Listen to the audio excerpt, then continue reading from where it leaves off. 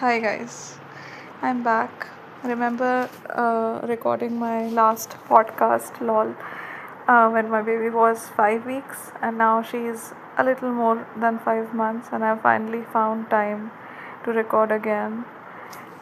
I really have forgotten some parts of my pregnancy, but I don't know, I just want to note everything that happened during my pregnancy, how I conceived, and was it planned, and why do I call it my rainbow baby and stuff. So I'll start with my health first of all. So my health hasn't really been great uh, since I hit puberty. I had anemia, I got admitted, I was found to be having ITP, idiopathic thrombocytopenia.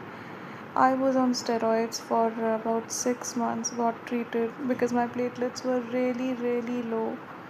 And yeah, that was a really, really cruel time for me.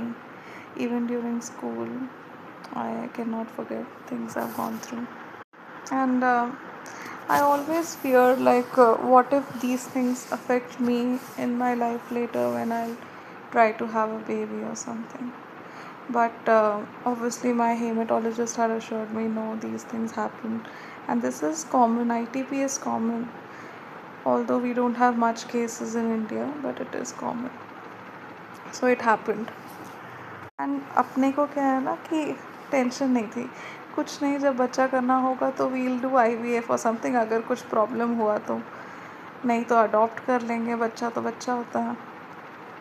तो मेरे को इतनी tension नहीं थी. And I had spoken to my husband also before this about my health. We went to the hematologist also before getting married. We got one compatibility test done and stuff. So it was all fine and the doctors were like, ये ऐसे चीज़ों से कुछ नहीं होता, effect नहीं होता, you guys go ahead. And they gave us our blessings and we went ahead. And me and my husband, we were like, नहीं यार, 5-6 साल तो आराम से देंगे शादी को, उसके बाद we'll plan a baby. But things were in 2024 changed. I remember I got pregnant just before Durga Puja, and it was unplanned. And we went to the doctor, and my doctor told me, and it was my first pregnancy, the first time I had conceived, the October of 2024. So I missed my period, and then I did that urine test for pregnancy, and I found those two pink lines, and I was delighted, like, wow. Obviously it wasn't planned, it was surprising, but I was really happy that okay, this is happening. Then we got our beta HCG tested, and then we made an appointment to the gynac. Okay, that was the day when Durga Puja had started. It was the first day of Durga Puja, I remember. And we just came out of the doctors cabin and doctor had told us कि देखो, ज़्यादा खुश होने की ज़रूरत नहीं है. 80% of pregnancies end up in miscarriages or something, only 20% pregnancies are successful. So just don't be very happy. और अभी किसी को बताने की भी ज़रूरत नहीं है क्योंकि नज़र वगैरह भी लग जाती है. अभी वेट करते हैं आगे क्या होता है. तो हम लोग मतलब ठीक है, हम खुश थे. ऑब्वियस मैं बहुत ज़्यादा खुश थी. मैं तो बता नहीं सकती मैं कितनी ज़्यादा खुश थी, क्योंकि यार मेरा बचपन, जो मेरी हेल्थ कंडीशन रही है उस हिसाब से तो ये बहुत ज़्यादा ही हो रहा था. तो उसके बाद हम बाहर आए और पता नहीं ऐसे ही किसी फैमिली मेम्बर ने दुर्गा पूजा गैदरिंग में बोल दिया एंड सबको पता चल गया. और हम बस गए हैं वहाँ जहाँ पे हमारा फैमिली का सेलिब्रेशन हो रहा था. And everybody started congratulating me. It was literally the first day I found out that I was pregnant. Then I was fine. I was not having much symptoms of pregnancy. The beta HCG was rising, of course. And a week later, when I was 6.5 weeks pregnant, we went to the ultrasound technician and just to check the heartbeat of the baby. That was my first ultrasound, and the radiologist told us that there is no heartbeat right now, but there was a G sac, the yolk sac was there, but there was no heartbeat. So maybe हम थोड़ा जल्दी आ गए हैं ultrasound कराने के लिए, तो उन्होंने वो हमें बेनिफिट ऑफ द डाउट दिया. उसके बाद they told us to come back after a week, and we went. सब कुछ अच्छे से खा पी के खा रही थी. मेरे को कोई ऐसे एलर्जीज़ वगैरह आई नहीं थी तब, या नोज़िया वगैरह नहीं स्टार्ट हुआ था. Everything was normal.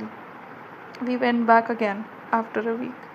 It was 7.5, 8 weeks by then, and again there was no heartbeat. And my doctor told me that it's not viable anymore. Obviously there is no heartbeat, and अगर हम date, जो भी date हम सोच के लें कि अगर उस डेट पे LTP था एंड तब कंसीव हुआ है, तो भी नहीं बनता है. This is not going further, so let's just abort it, terminate it, do it medically or get a DNC done. तो वो ऑप्शंस बताने लग गए थे. एंड उसके बाद, so this was in Manipal Hospital, Dwarka. We went, and I was really heartbroken because I thought ये क्या हो गया एकदम से. अब भी तो खुशखबरी मिली थी और अचानक से within a week, within 2 weeks ये सब हो रहा है. And I remember after I came back from the radiologist's cabin, me and my husband crying there कि अब हमें finally अपनी गायनाक से मिलना पड़ेगा to abort this. And we were really, really disheartened. It was very traumatic for me. Then I went back to my gynecologist. She told me it's okay, it happens, and mainly pregnancies में ऐसा हो जाता है. First pregnancy ऐसी रहती है. At least अब हमें पता तो चल गया ना that you are able to conceive. Next time we'll be careful. We'll give you support injections or something. Next time won't be like this. So don't worry. She gave me all the comfort that she could, but obviously nothing was working. For a week, more than a week, I was very depressed, crying. And you know what? I asked my radiologist and gynecologist what could be the reason. Is there anything that me or my husband could do so that next time ऐसा ना हो? And they were blank. They were like हो जाता है, chance की बात है, कुछ भी हो सकता है. Then I researched क्या क्या reasons हो सकते हैं. Blighted ovum दिखाया एक, and बहुत सारे reasons हो सकते हैं. And okay, at this point I would like to tell you that so I had no idea that I was pregnant, and maybe just 3 weeks before finding out that I was pregnant, I had alcohol, and maybe that could have been the reason. But after this, after I found out that I was pregnant, I had completely left it. And after the miscarriage also, I swore to myself that no, I'm never drinking again. And it's been more than 2 years, almost 2 years. I'm sober.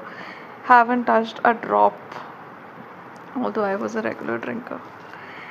And it took me more than a week to clear everything out of my head about this miscarriage and everything. And on November 16, we had medically terminated it at home with the medicines, and it was very painful. लोग कह रहे थे कि ये दवाई लेके हो जाएगा आराम से क्लियर, दर्द नहीं होता ज़्यादा and all. I was crying, literally crying. I couldn't sit, I couldn't stand, and जो पीरियड क्रैम्स होते हैं ना, उससे 10 times ज़्यादा हो रहा था ये. Literally like labor, but less than that, obviously. And it was really traumatic, even the termination. So the following week, a lot of people visited me, my family members and all, and told me stuff that I hadn't known over these years. मतलब ये चीज़, ये miscarriage, ये termination, abortions, ये बहुत common है यार females में. ये तो हम बातें करते ही नहीं है. What all a woman goes through in her life. A lot of people have been through this miscarriage and stuff, but they don't talk about this. They keep it to themselves. So, by respect to the family friends who came over, to my relatives and all who shared their struggle stories and are still smiling. Wow. So, after all this, I gained strength and I tried to put this episode back, and I went on with my life, started office regularly and did stuff, did not touch alcohol at all because I was done with it.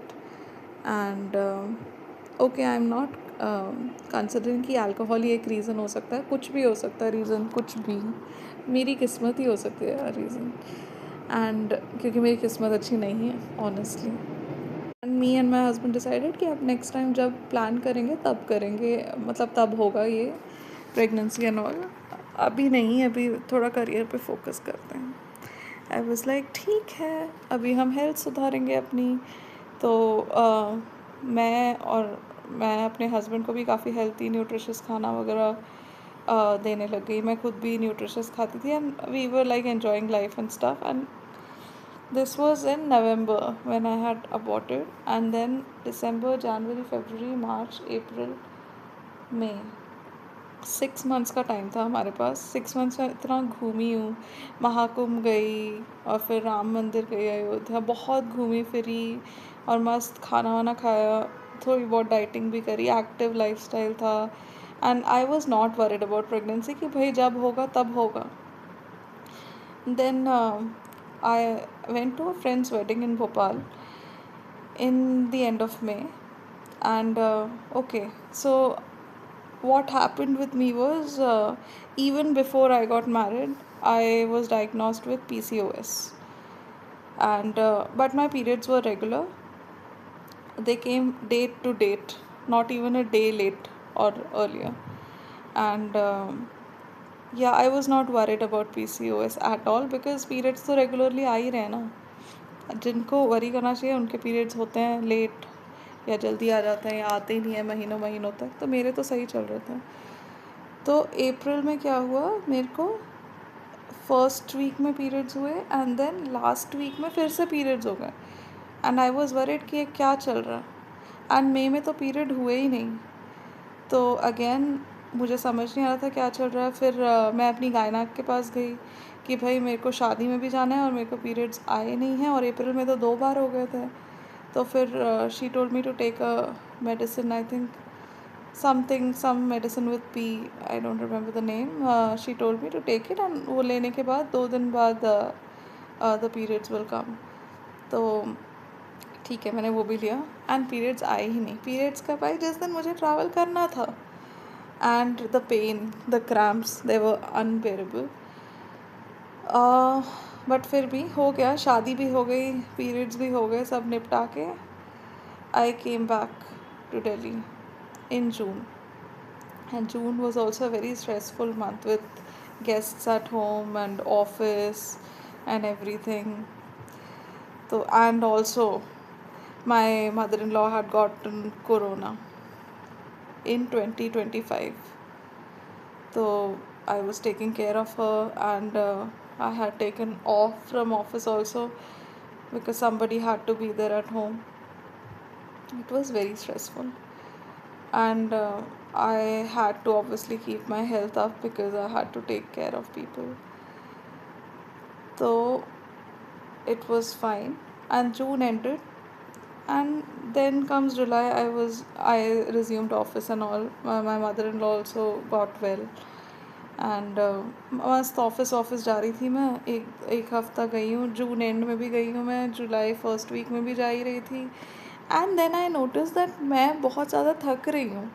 मतलब literally bag उठाने में भी थक रही हूँ office जाते वक्त, and walk करने में, बैग उठा के वॉक करने में थक रही हूँ, फालतू चीज़ों में थक रही हूँ और नींद बहुत ज़्यादा आ रही है. And it was July 7th, my dad's birthday.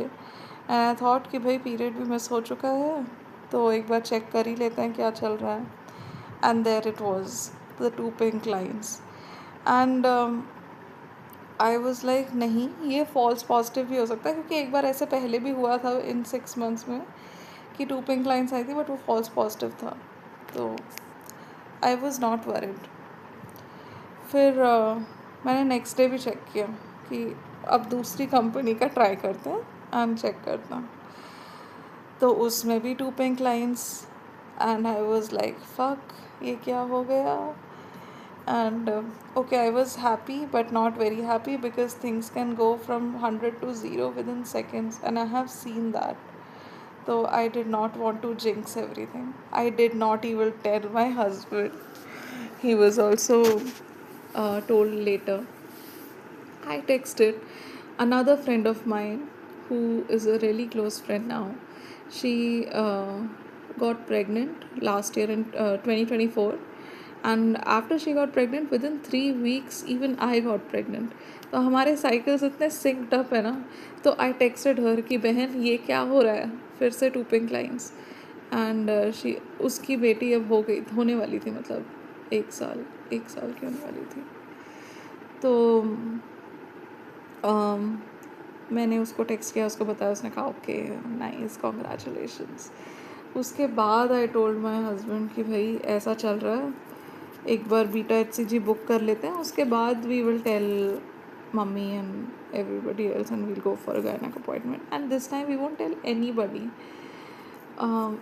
nobody. I didn't even tell my mother for at least a week, क्योंकि फिर I didn't want these people who are very close to me to go through the pain again.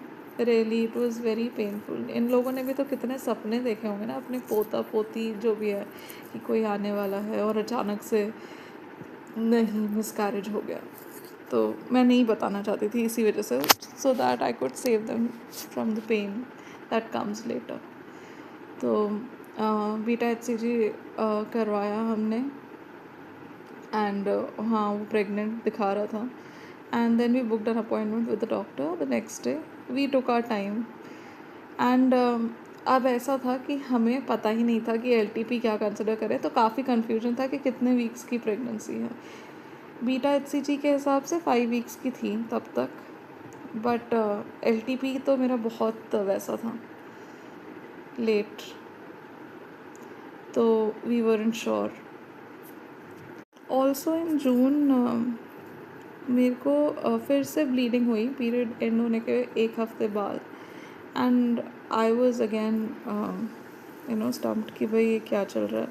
तो I went for an ultrasound, and then I was told कि some fibroid is there which was bleeding, and it will keep bleeding every month after your period because it gets irritated. So it's better you get that fibroid removed. So in the month of June, me and my gynaec planned कि हाँ हम ये निकलवा लेंगे, इसके बाद अगर conceive करने का ट्राई करना है तो करेंगे, बट पहले ये निकलवा लेते हैं।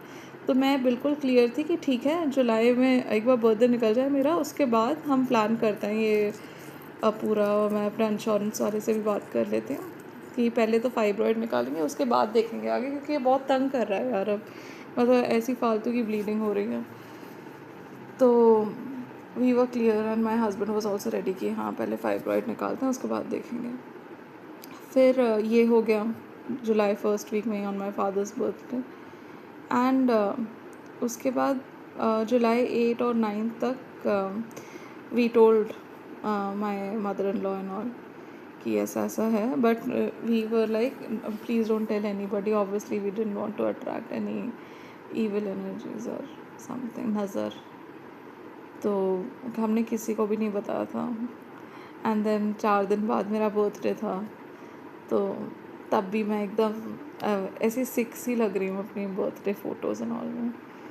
एंड धीरे धीरे फिर नोज़िया स्टार्ट हुआ, एंड फिर भी मेरी एनर्जी लेवल्स ना अच्छी ही रहती थी फर्स्ट ट्राइमेस्टर में, कि मैं काम वाम कर लूँ। बट मेरे को क्या था इस बार, I went to another doctor, and this all happened in Venkateshwar Hospital. My doctor was God, literally. And she told me कि since you already had a miscarriage earlier, let's give you support injections this time. तो every week, हर week मैं गई हूँ वहाँ support injection लगवाने के लिए, for the first 12 weeks of, जब तक मेरे 12 वीक्स कंप्लीट नहीं हो गए प्रेगनेंसी के। और ऑब्वियसली जाने आने में टाइम लगता था, वहाँ का इंजेक्शन एक्सपेंसिव भी था, और लगवा मैं अपने घर के पास भी सकती थी, बट एक वो ट्रस्ट फैक्टर होता है ना, वो वहाँ पे बहुत ज़्यादा हो गया था हमें फिर। तो I went there every week on Tuesday. मुझे इंजेक्शन लगता था और ऑयल बेस्ड और इतना painful, but it was for the good. तो first trimester was good until 7-8 weeks. उसके बाद जो मेरे को नौजिया हो रहा था ना, इतना गंदा, मतलब कोई प्याज लहसुन फ्राई कर रहा है वो तक मुझसे बर्दाश्त नहीं होता था। प्याज टमाटर का मसाला, लहसुन की स्मेल, बहुत ज़्यादा अंडे की महक, जबकि मेरे को प्रोटीन ही खाने के लिए बोल रहे थे कि ज़्यादा से ज़्यादा प्रोटीन खाओ। तो फर्स्ट ट्राइमेस्टर तो इतनी उल्टियाँ निकाली है ना, मतलब मेरी मदर इन लॉ आके मेरे को हेल्प कर रही थी कि उल्टी निकालते वक्त कि मैं कहीं गिर विर ना जाऊँ। बहुत गंदा रहा है first trimester after 7th week. I still remember, but somehow we came. मैंने इतने शौक से एक दिन बटर चिकन बनाया। I think it was week 11, because obviously husband's demand, और मुझे भी खाना था butter chicken. I was craving for it, and बनाने के बाद मेरा मन ही नहीं करा, और वो जो टमाटर का मसाला वगैरह भूनते वक्त ही ना, I felt so pukish. But yeah, somehow we came out of first trimester successfully, and then after week 14 we started telling our near and dear ones कि okay we are pregnant। तभी मैं इधर उधर नहीं जा रही हूँ, and ऑफिस से परमिशन लेना for work from home was another challenge। भाई every month I had to convince them it's a high risk pregnancy, I cannot come। I would write long emails, and फिर they used to say okay fine। तो मैं 1 साल से ऊपर हो गया मैं ऑफिस नहीं गई हूँ। I am working from home. It's been great and they have been kind. And from the second trimester वो इंजेक्शन्स रुक गए थे, एंड आई वॉज वरिड कि कहीं अब ना हो जाए कुछ गलत, क्योंकि वो इंजेक्शन्स रोक रहे हैं हम। But somehow everything went well। I was having food, I was taking all my prenatal supplements, जो भी दवाइयाँ वो बोल रहे थे मैं सब ले रही थी। हमारी अपॉइंटमेंट्स मंथली हो रही थी पहले, तो एवरी 3 वीक्स हो रही थी पहले तो, और सेकेंड ट्राइमेस्टर में भी ऐसे ही चल रहा था। 3 वीक्स बाद we used to go for review, and the first scan था ना after getting pregnant, that was around 7-8 weeks. We went and we were so worried. हम लोग हनुमान चालीसा बोलते हुए जा रहे थे अंदर, एंड वो जो हार्ट बीट सुनी है ना, और जो मैं रोई हूँ उसके बाद, and even my husband was crying. That was a moment man I can never forget, the first time hearing the baby's heart beat, and then praying कि इट स्टेज। तो that was the highlight of our first trimester, that appointment. Then every time we used to go to the doctor, we used to check the heartbeat first, get the review done, supplements review करते थे, बढ़ाते थे घटाते थे stuff. And second trimester भी मस्ती में निकल गया। उसमें थोड़ा नौजिया कम हो गया था, बट फिर भी खाने का मन ही नहीं करता था, ज़बरदस्ती खाती थी मैं। एंड चल रहा था जैसे तैसे, एंड मेरे को ट्रैवलिंग का इतना रिस्ट्रिक्शन था कि कहीं ट्रैवल नहीं करना है, एंड घर पे ही पड़े रहना है। घर पे ही पूरे दिन वर्क फ्रॉम होम चलता था, एंड शाम को भी घर पे, कहीं भी नहीं निकलती थी मैं। इतना ज़्यादा घूम लिया था ना इससे पहले कि भगवान ने कहा अब रेस्ट ही करो तुम। तो सेकेंड ट्राइमेस्टर में भी आई थिंक 5th मंथ में डॉक्टर टोल्ड मी ठीक है, क्योंकि मेरे को जाना था। मैं ऐसी बंदी हूँ, मैं रह ही नहीं सकती मायके आए बिना। 1 महीने से ऊपर नहीं हो पाता मुझे, एटलीस्ट 1 हफ्ता मुझे मायके में चाहिए थोड़ा रेस्ट वेस्ट। तो मंथ 5 में जाके डॉक्टर अप्रूव्ड कि ठीक है तुम होके आ जाओ मायके, एंड फिर मैं यहाँ आई थी 2 वीक्स के लिए, एंड मैं रह के खा पी के मस्त फिर गई हूँ। And that's when I actually started showing 4.5-5 weeks के अराउंड, क्योंकि मेरा वेट इतना बढ़ नहीं रहा था और बेबी बम्प भी नहीं आया था तब तक।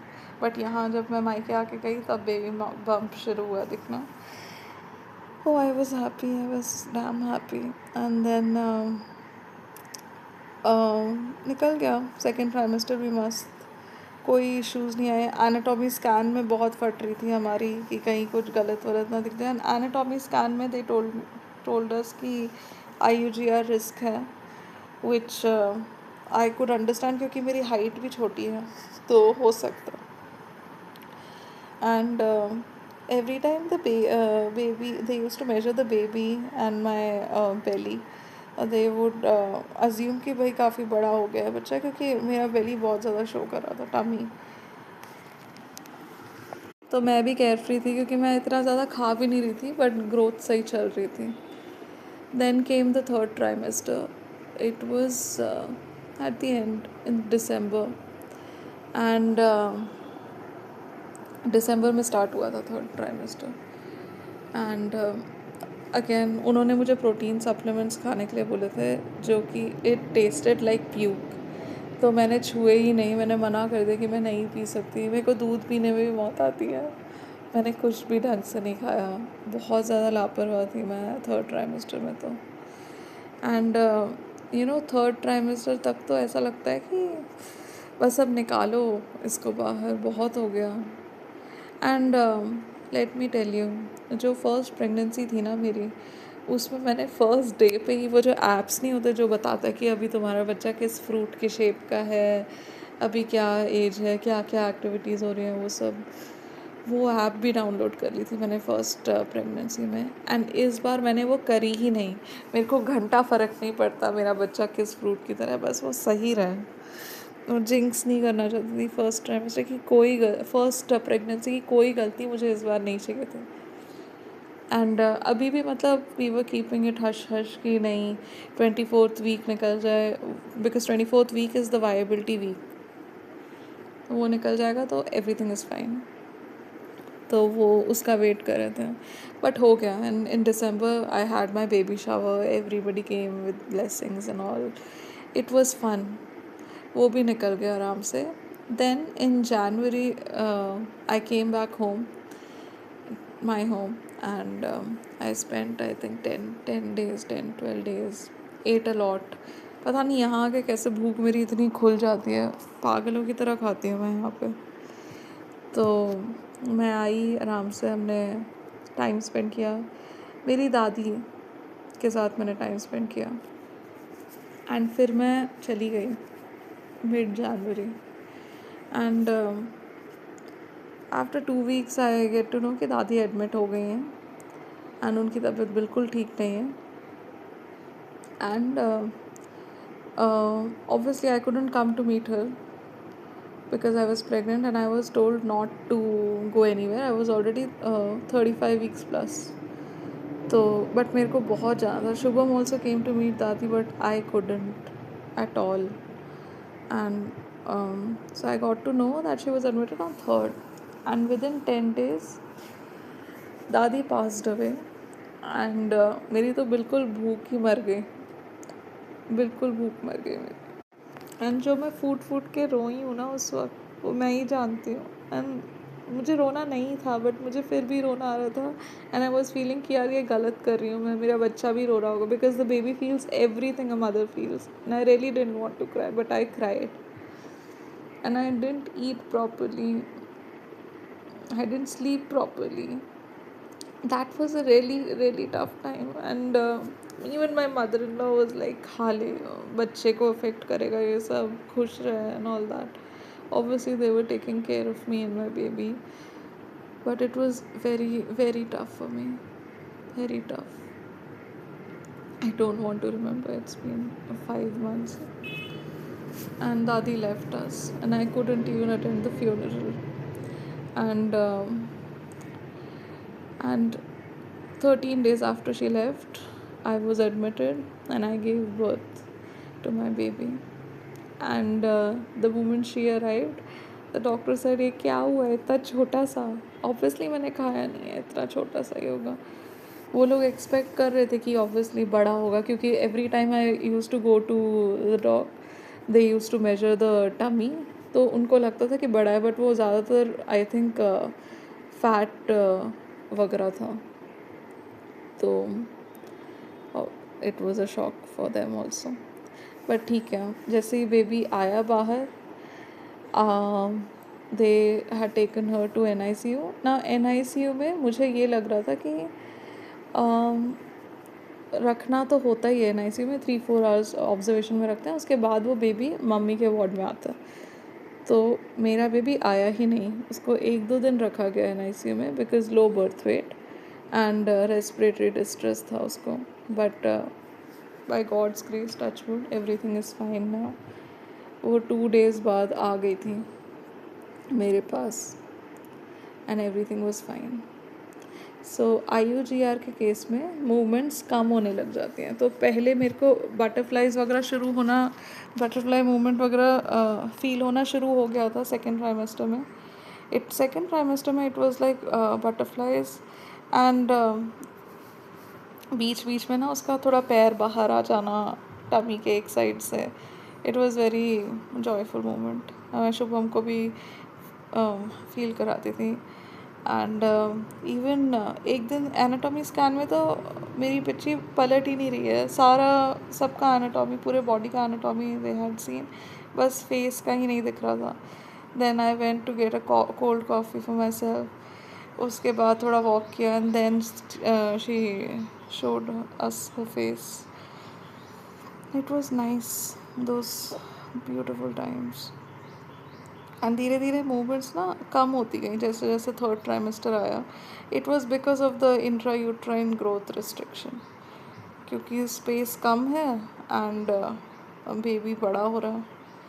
तो a week before our this delivery, a week before our delivery we went to another diagnostic center because हमारा रेगुलर वाला क्लोज था।